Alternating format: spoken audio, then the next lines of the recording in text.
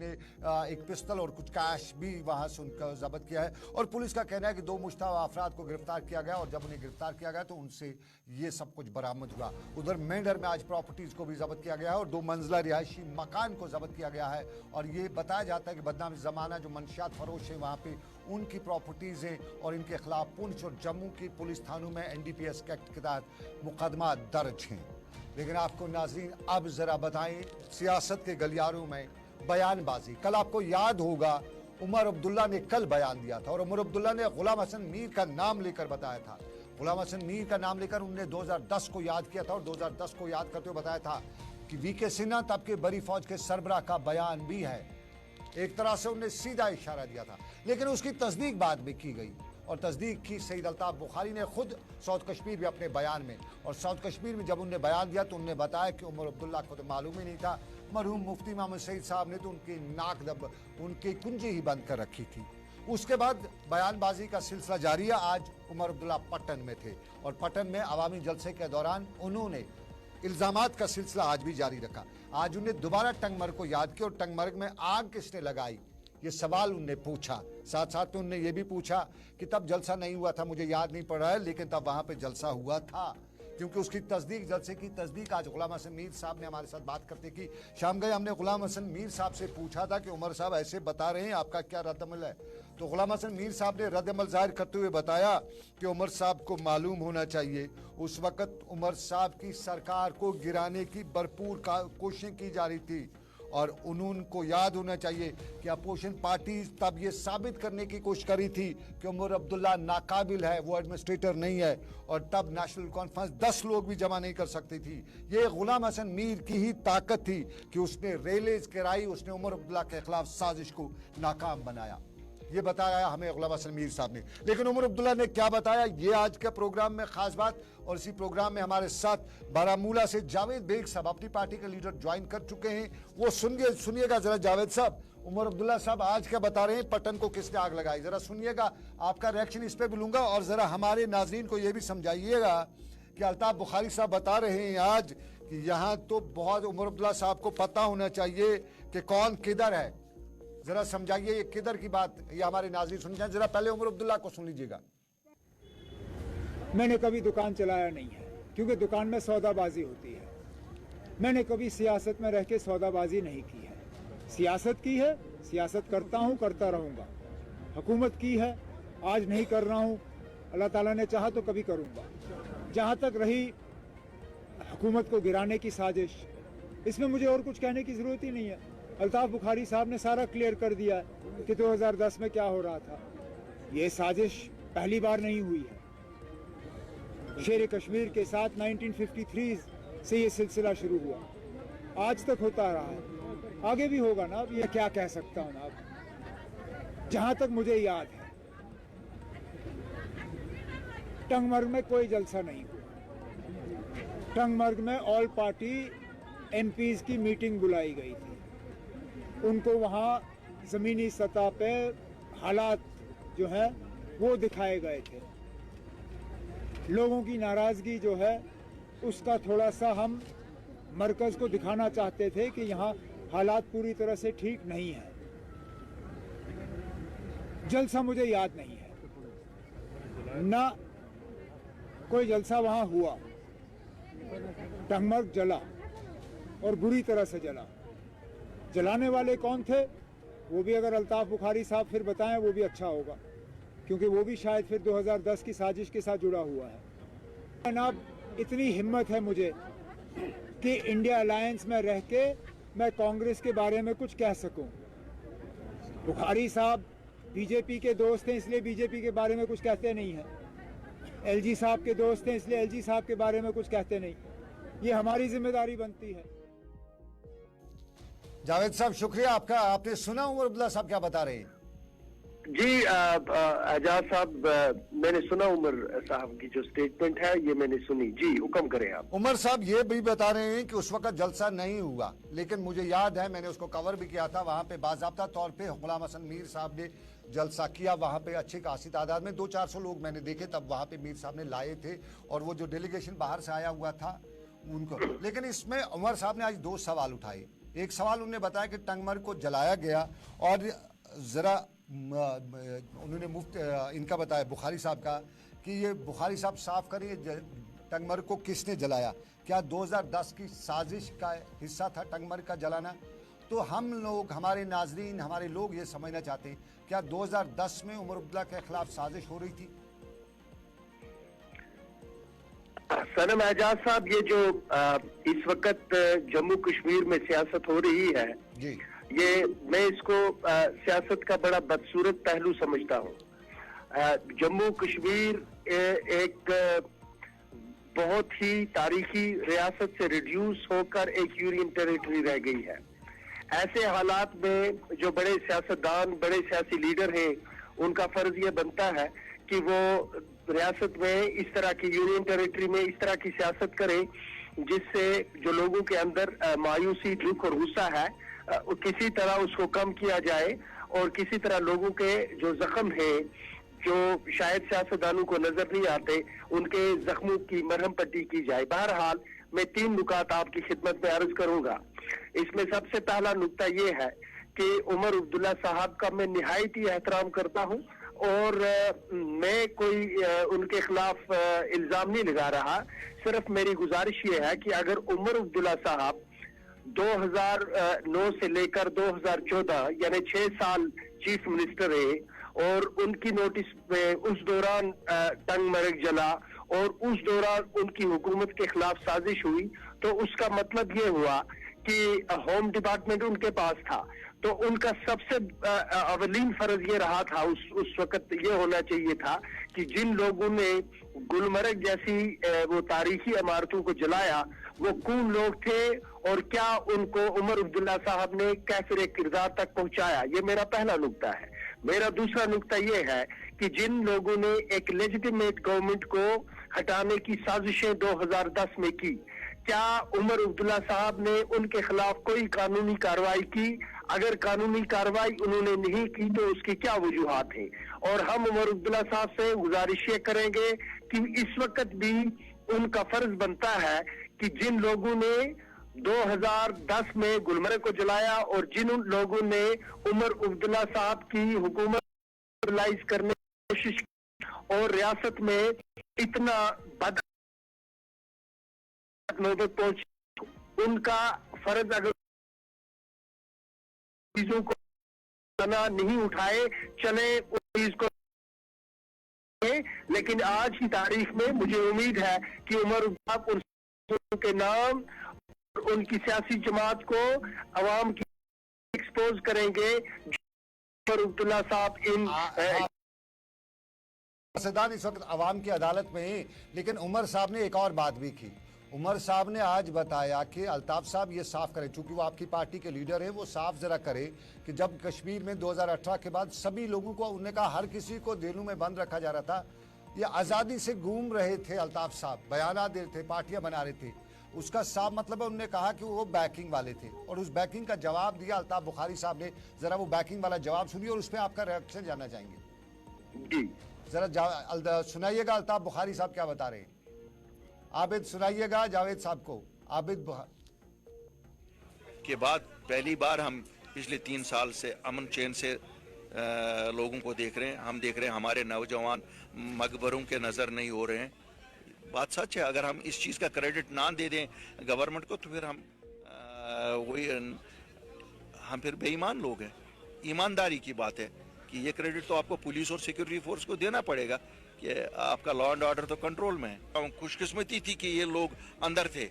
अगर ये अंदर नहीं होते, इन्होंने 10,000 लोगों का खून बहाया होता।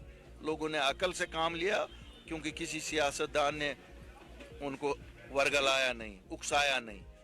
इसलिए लोगों ने कहा अमन का हाथ पकड़ो, अमन का साथ दिया लोगों ने और अमन के फायदे हमें। देखिए, मैं उमर साहब की बहुत इज्जत करता हूँ, लेकिन उमर साहब को खुद मालूम है कि कौन कहाँ है, कैसे है। कुछ चीज़ें होती हैं, कहते हैं ना, पर्दे में ही रहे तो अच्छा है। इसलिए मैं इतना ही उनको कहूँगा, उनसे बेहतर कौन जानता है वो कहाँ है, कौन कहाँ है। इन्होंने बनाया ना PAGD, एक कॉमन प्लेटफॉर्म बनाया था ना, तो कहाँ रहे, उस पर रहे। फिर उन्होंने इंडिया एयरलाइंस, अब उस जावेद साहब, जी आप सुन रहे हैं और आप हंस भी रहे हाँ, थे मैं इनके सुन रहा बैकग्राउंड हूँ। में। इस सिलसिले में भी एक नहीं, मेरा सिंपल सा सवाल है। आम कश्मीरी जब भी हमारे पॉलिटिशियंस की बात करता है तो वो कहता है ये टर्म्स वाले हैं, ये किसी के इशारों पे काम करते हैं। तो आज तो उमर साहब ने अल्ताफ साहब का बता दिया, उनका भी आपने सुना। अल्ताफ साहब ने बताया कि इन सब वो तो जानते हैं कि कौन कहाँ है, यानी जावेद साहब ये जो बता रहे हैं अल्ताफ साहब के, उमर साहब भी किसी के इशारे पे हैं। तो आप मान लें कि यहाँ सब यही जो लोग हैं। देखिए, ये जो मैं आपकी खिदमत पे ये अर्ज करता हूँ कि यहाँ 1990 से लेकर 1996 तक जब सारी कश्मीर एक हिसार में थी, या ये कहें कि एक बहुत बड़ा कैद खाना था जिसमें जम्मू के खासकर कश्मीर, पूरी वादी कश्मीर उस जेल में बंद थी। हमारे नौजवान जेलों में थे, हमारे बुजुर्ग जेलों में थे, क्रैकडाउन हो रहे थे, घर घर तलाशियां हो रही थी, बेगुनाहों का टॉर्चर किया जा रहा था। तो उस वक्त ये सारे सियासतदान कहाँ थे, चाहे वो नेशनल कॉन्फ्रेंस के हो चाहे सिंपल सी बात, दो में से जो सच कौन बोल रहा है, इन दो में से सच कौन बोल रहा है? क्या कांग्रेस जावेद साहब, सिंपल सी बात, सच ये है कि बेहतरीन और अफजल तरीका ये है। देखे, मैं कोई बड़ा पॉलिटिकल वर्कर नहीं हूँ, आपने मुझे लाइन पे ले लिया, अदरवाइज मैं इतनी बड़े मामलात में लबकुशाई नहीं करता, मैं अपनी लेवल के हिसाब से ही बात करता हूँ। अलबत्ता मैं ये समझता हूँ कि मौजूदा हालात में सबसे बेहतरीन तरीका ये है कि हमें ट्रुथ और रिकंसिलिएशन की तरफ जाना चाहिए, सभी को सच बोलना चाहिए। मैं कश्मीर का रहने वाला हूँ अल्ताफ साहब, मैं कश्मीर का रहने वाला हूँ। आप लोग में हमारे लीडर हैं, मैं भी उन लोगों में से आता हूँ जिनके लीडर आप हैं। वो अल्ताफ साहब हूँ, उमर साहब आप लोग हूँ।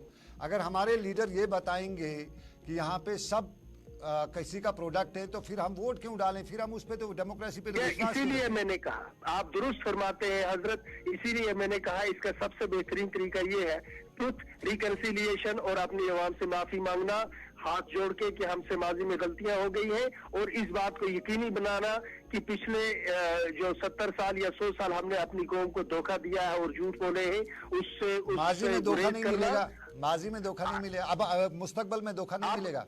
ये कोशिश करनी है, और इसमें अवाम का भी बहुत बड़ा एक फर्ज बनता है कि वो ऐसे लोगों को और ऐसी जमातों को इलेक्ट करें जिन पर वो भरोसा कर सके, और सिर्फ एक बार भरोसा करें। बार बार भरोसा करके धोखा खाने वाले वही लोग होते हैं जो आमक होते हैं। तो हमने बार बार धोखे खाए हैं, कोशिश ये करनी चाहिए कि आइंदा धोखा ना खाएं, और वो उसी सूरत में मुमकिन है अगर हमारी सियासी जमातें एक बार अपनी अवाम के सामने आकर अपनी माजी की गलतियों की माफी मांगे और दिल से माफी मांगे। चलिए, बहुत शुक्रिया जावेद साहब, वक्त इजाजत नहीं देता है, लंबी बात आपसे कर दी, लेकिन बहुत बहुत शुक्रिया, आपने हमें इस शाम के रात के 10:15 बजे तक हमारे साथ जुड़े रहिए। बहुत शुक्रिया जावेद बेग साहब। और सवाल जवाब का सिलसिला पिछले 24 घंटों के दौरान है। एक दूसरे पर एजेंटों का इल्जाम आयद किया जाता है, सीधी सी बात है, नाम ना लिया जाए, लेकिन समझने वाले, ताड़ने वाले कयामत की नजर रखते हैं। और उसके साथ साथ इल्जामात के इस कटघरे में सवाल टंगमर्ग से शुरू हुआ, पटन तक पहुंचा, दमाल हांजीपोरा से लेके ऊड़ी तक, अब यूं कहें खंदाबल से लेके खादिन यार तक, बात यही है कि कौन किसका एजेंट है। ये सियासत के गलियारों की बड़ी बात। लेकिन हमने नज़ीर अहमद खान गुरेजी से आज बात की कि नेशनल कॉन्फ्रेंस ये इस वक्त आवाम को क्या बताना चाहती है। नेशनल कॉन्फ्रेंस के बड़े लीडरान में नज़ीर अहमद खान गुरेजी का ताल्लुक है और बॉर्डर इलाके से ताल्लुक है उनका, गुरेज से रहने वाले हैं। और नज़ीर अहमद खान गुरेजी 3 टाइम MLA भी हैं, वजीर भी रह चुके हैं और सियासत में उनका बड़ा नाम है। पट्टन में हमारे साथी ने उनसे बात की, पूछा उनसे कि मुद्दा और मकसद क्या है इस सब का। जरा नज़ीर अहमद खान साहब का सुन लीजिएगा। जा रहे हैं कि इस रियासत को अगर बचाना है तो आपको किसका साथ देना पड़ेगा। हम ये कह रहे हैं कि हमारा इज्जत वकार जो छिन गया है उसको बहाल करने के लिए आपको किसका साथ देना है। यहाँ PDP, कांग्रेस या किसी दूसरी पार्टी का सवाल ही नहीं है कि हम उनके साथ कोalition करें नहीं करें। वो अभी हुकूमत की बात नहीं चल रही है, अभी ये बात चल रही है कि इस रियासत को इस दलदल से बाहर कैसे निकाला जाएगा। तो जब वो वक्त आएगा तब देखा जाएगा, यहाँ के लोग फैसला करेंगे और इंशाल्लाह मुझे उम्मीद है कि एक अच्छा फैसला आ जाएगा जो लोगों के हित में होगा, यहाँ के जम्मू कश्मीर के रियासत के हित में होगा। तो दूसरी बात भी अपने नाजरीन को तक हमने पहुंचा दी। आपको याद होगा पिछले काफी दिनों से या काफी वक्त से जम्मू कश्मीर में PDP और नेशनल कॉन्फ्रेंस के अलायंस की भी कुछ अफवाहें ही उड़ रही थी। हम इसे अब अफवाह कहेंगे। बताया जाता था कि अलायंस होगा, प्री पोल, पोस्ट पोल, जो कुछ भी पोल होते हैं उसमें अलायंस हो जाएगा। लेकिन अलायंस के हवाले से हमने पीडीपी के हलकों को भी नालान देखा, हमने नेशनल कॉन्फ्रेंस के हवाले से भी यही खबरें आई और कुछ लोगों ने ये बता दिया तो बिल्कुल तैयार नहीं है अलायंस के लिए। अहमद खान गुरेजी ने भी आज पूछा क्या बात, तो जवाब उनका आपने सुन लिया। लेकिन आपको नाज़रीन बताएं, सियासत में ना दुश्मन ना कोई, ये चलता रहता है, ऊंच नीच होती रहती है और सियासत में वक्त गुजारी भी है और वक्त गुजारी में आवाम को बहलाया भी जाता है। लेकिन आपको नाज़रीन बताते चले, हम अगली खबर ले रहे हैं इस्लामिक यूनिवर्सिटी अवंतीपोरा की, जिन्होंने आज अपना 18वां यौम तासीस मनाया और जम्मू कश्मीर के लेफ्टिनेंट गवर्नर मनोज सिन्हा यहाँ मेहमान खसूसी के बतौर मौजूद रहे। यहाँ पुरवकार तकरीब हुई और यूनिवर्सिटी के vice chancellor professor Shakeel Ahmad रुमशू ने इस्तकबालिया खुतबे में बताया कि यूनिवर्सिटी एक तनावर दरख्त की तरह अब बढ़ रही है और मरकज से लेकर जम्मू कश्मीर की इंतजामिया के फराख दिलाना इमदाद से यूनिवर्सिटी का दायराकार और बढ़ रहा है। अपने खिताब में लेफ्टिनेंट गवर्नर मनोज सिन्हा ने इस्लामिक यूनिवर्सिटी के अमले और तलबा को मुबारकबाद पेश किया कि जम्मू कश्मीर के तलबा में टैलेंट कोई कमी नहीं है, लेकिन बदकिस्मती ये रही कि अब तक प्लेटफॉर्म नहीं फराहम किया क्योंकि यहाँ अमन नहीं था और अमन न होने की वजह से यहाँ का टैलेंट नहीं निखर सका। लेकिन उनने उम्मीद का इजहार करते हुए बताया कि अब वादी में अमन लौट आया है, नए इम्कानात रोशन हो रहे हैं और उनकी सरकार कोशिश कर रही है कि यहाँ इंडस्ट्री हो, यहाँ एकेडमिया हो। और मनोज सिन्हा ने यह भी बताया कि जम्मू कश्मीर में अब सयाहत को फ़रोग हासिल हुआ है और इस साल रिकॉर्ड तादाद में सयाहों की आमद भी हो रही है।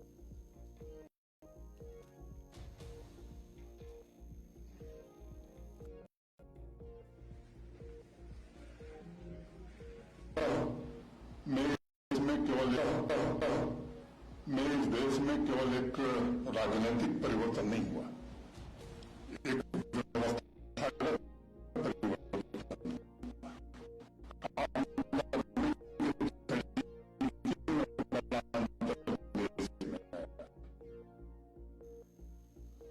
जम्मू कश्मीर के lieutenant governor Manoj Sinha Islamic university Awantipora में शाम गए, उनकी एक और तकरीब भी थी और ये श्रीनगर के टैगोर हाल में थी।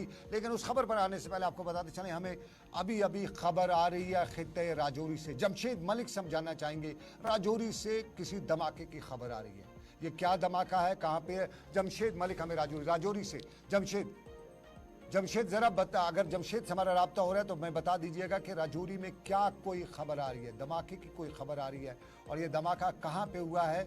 लाइव नशरियात में हमें अपडेट किया जा रहा है और बताया जा रहा है कि क्या है, तो क्या है वहाँ पे सूरत हाल, ये हम जरा जानेंगे राजौरी से। राजौरी जमशेद मलिक जरा बताइएगा, अगर आप तक मेरी आवाज आ रही है तो क्या हुआ है जमशेद?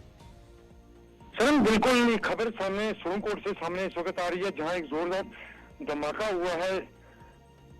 जी जी सर, ये धमाका शिव मंदिर के नजदीक हुआ है, सोनकोट के पास है बिल्कुल शिव मंदिर, जहां पे ये धमाका हुआ। और इस धमाके में अभी तक किसी के जख्मी होने की खबर सामने नहीं आई, मगर ये खबर सामने आ रही है कि मंदिर के बैक साइड ये जोरदार धमाका हुआ है, जिसमें मंदिर की दीवार पे कुछ निशान जरूर पड़े, मगर कोई जाने का माली नुकसान। ये मंदिर मस्जिद की बात ना करें, सिर्फ बताइए धमाका, क्योंकि वहां पास में मस्जिद भी है, तो ऐसा नहीं है मंदिर मस्जिद का धमाका कहाँ पे हुआ, किसी जख्मी होने की खबर तो नहीं है?